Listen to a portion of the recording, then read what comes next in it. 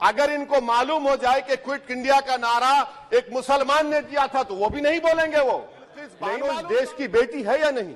जिस बिल्किस बानो को लोगों ने 11 लोगों ने रेप किया, प्रेग्नेंट थी, उसकी मां का रेप किया, उसकी बेटी को कत्ल कर दिया, उसकी मां का कत्ल कर दिया, आपने कातिलों को रिहा कर दिया। ये आपका कुर्सी है, तुम्हारा ये जनाजा तो नहीं, कुछ कर नहीं सकते तो उतर क्यों नहीं जाते? मैं इस तहरीक अदम एतमाद की तायद में खड़ा हूं जिसको टीआरएस पार्टी और हमारी पार्टी ने दिया, जिसको स्पीकर साहब ने कबूल किया। सर, मैं 11 पॉइंट आपके सामने रखूंगा जो मैं बताने की कोशिश करूंगा कि क्यों हम इस तहरीक अदम एतमाद की तायद में और मोदी हुकूमत की मुखालिफत में खड़े हैं। सर, हालिया दिनों में हमारे मुल्क में ट्रेन में एक वर्दीपोश दहशतगर्द ने अपने सीनियर मीना साहब का कत्ल करने के बाद ट्रेन के कंपार्टमेंट में जाकर नाम पूछकर, चेहरे पर दाढ़ी देखकर, कपड़े देखकर उनको कत्ल कर दिया और उसके बाद उसने कहा कि इस देश में रहना है तो मोदी को वोट देना पड़ेगा। मैं हुकूमत से जानना चाहूंगा कि क्या ये अक्सरियती तबके की एक्सट्रीमिज्म और रेडिकलाइजेशन की बेहतरीन मिसाल नहीं है? और अगर है तो फिर हुकूमत इस पर क्या करेगी? सर, हमारे आइन में, संविधान में लिबर्टी ऑफ कॉन्शियस को लिखा गया, तमहीद में, यानी जमीर की आजादी का जिक्र किया गया है। मैं हुकूमत से और खास तौर से वजीर आजम से जानना चाहता हूं कि कहां गया इस हुकूमत का जमीर, कॉन्शियस जिसको अंग्रेजी में कहते हैं, जब नूह में 750 इमारतों को बगैर ड्यू प्रोसेस फॉलो किए उनके इमारतों को मुनज़्ज़म कर दिया गया, और इसलिए कि वो मुसलमान थे, पूरे के पूरे इलीगल थे। इसीलिए पंजाब की हाईकोर्ट और हरियाणा की हाईकोर्ट ने कहा कि ये एथनिक क्लेंसिंग है। इसकी एक बेहतरीन मिसाल है उस हुकूमत की। तीसरी है कि इस मुल्क में एक नफरत का माहौल, बल्कि एक आतिश को पैदा कर दिया गया, मुसलमानों के खिलाफ नफरत का माहौल। ये 9 साल का इनका ये कारनामा है। तीसरा सर, मणिपुर के ताल्लुक से कल बड़ा लंबा जवाब वजीर दाखिला ने दिया। सर, आसाम राइफल के ऊपर केस बुक हो जाता है, एफआईआर हो जाता है। क्या हो रहा है वहां पर? कहां गया आपका कॉन्शियस, कहां गया आपका जमीर जब वहां की महिलाओं की अस्मत रेजी की जा रही है? और आप मुख्यमंत्री को नहीं हटाना चाहते इसलिए क्योंकि वो कोऑपरेट कर रहा है। सर, मैं हरियाणा और मणिपुर के वजीर आला के लिए किसी शायर ने अच्छा कहा था कि कुर्सी है तुम्हारा ये जनाजा तो नहीं, कुछ कर नहीं सकते तो उतर क्यों नहीं जाते? आखिर कहां गया? उन ताबूतों में खो गया कि आपका कॉन्शियस, आपका जमीर, जहां पर 50,000 लोग बेघर हो गए, यानी 6 लाख हथियारों को लूटा जा रहा है। आखिर कौन सा आप इंचार्ज वहां पर हैं? सर, 4था पॉइंट, हिजाब को एक मसला बना दिया गया और मुस्लिम बच्चों को तालीम से महरूम कर दिया गया। क्या ये आपका लिबर्टी ऑफ कॉन्शियस है? कहां गया आपका जमीर? सर, अभी आपने फाइनेंस मिनिस्टर साहबा ने कहा, यहां पर डीएमके के मोहतरमा कनीमोजी ने महाभारत के द्रौपदी का जिक्र किया। मैं ये पूछना चाहता हूं, बिल्किस बानो इस देश की बेटी है या नहीं? जिस बिल्किस बानो को लोगों ने 11 लोगों ने रेप किया, प्रेग्नेंट थी, उसकी मां का रेप किया, उसकी बेटी को कत्ल कर दिया, उसकी मां का कत्ल कर दिया, आपने कातिलों को रिहा कर दिया। ये आपका कॉन्शियस है?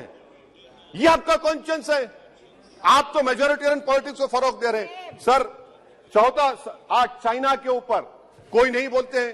प्रधानमंत्री मोदी ने उस वक्त 2013 में जब प्रधानमंत्री नहीं थे कहा था कि समस्या बॉर्डर पर नहीं, दिल्ली में है। अगर हम अपनी जमीन पर हैं तो डिसएंगेजमेंट क्यों कर रहे हैं? क्या आज चीन हमारी जमीन पर नहीं बैठा है? क्या आज चीन से आप बातचीत कर रहे हैं? आप डिसएंगेजमेंट कर दिए। बताइए डी एस्केलेशन, डी इंडक्शन कब होगा? मैं आपके जरिए से हुकूमत को बता रहा हूं कि अगर प्रधानमंत्री ने अहमदाबाद में शी जिनपिंग को बुलाकर झूला झुलाया था, क्या हुआ? क्या नतीजा निकला उसका? चेन्नई दिखाया, क्या नतीजा निकला? सर, इसलिए चीन पर बोलिए, चीन को उखाड़ कर फेंकिए। सर, और एक पॉइंट जिस पर मैं मुखालिफ तायद में खड़ा हूं, हाई इन्फ्लेशन है इस मुल्क में, हाई अनएम्प्लॉयमेंट है, स्टैग्नेटिंग कंजम्पशन है। इसकी वजह से महिलाओं में हाई एनीमिया लीड कर रहा है। ये हुकूमत इसकी जिम्मेदार है। सर, कुलभूषण जाधव कहां है? पाकिस्तान में बैठा है, आप क्यों नहीं लेके आते? आप विश्वगुरु कहते हैं, कुलभूषण जाधव को भूल गए आप। कतर में 8 नेवी ऑफिसर 1 साल से जेल में हैं, आप नहीं ला सके उनको। सर, और एक चीज, 1991 का प्लेसेस ऑफ वर्शिप एक्ट इस ऐवान में पास किया गया था कि तारीख के जख्मों को नहीं खुरेदा जाएगा। आप खुरोद रहे हैं उनको। मैं आपको इंतबाह दे रहा हूं, वार्न कर रहा हूं, इस मुल्क को 90 के दहे में मत लेकर जाइए। 91 का एक्ट सुप्रीम कोर्ट में जवाब दीजिए कि आपकी हुकूमत 91 प्लेस ओवरशिप एक्ट की कायम है, उस पर कायम रहेगी। यूसीसी सर, इस यूसीसी का फॉर्मूला क्या है? एक मुल्क में एक मजहब, एक कल्चर, एक जबान। ये तो डिक्टेटरों का फॉर्मूला है।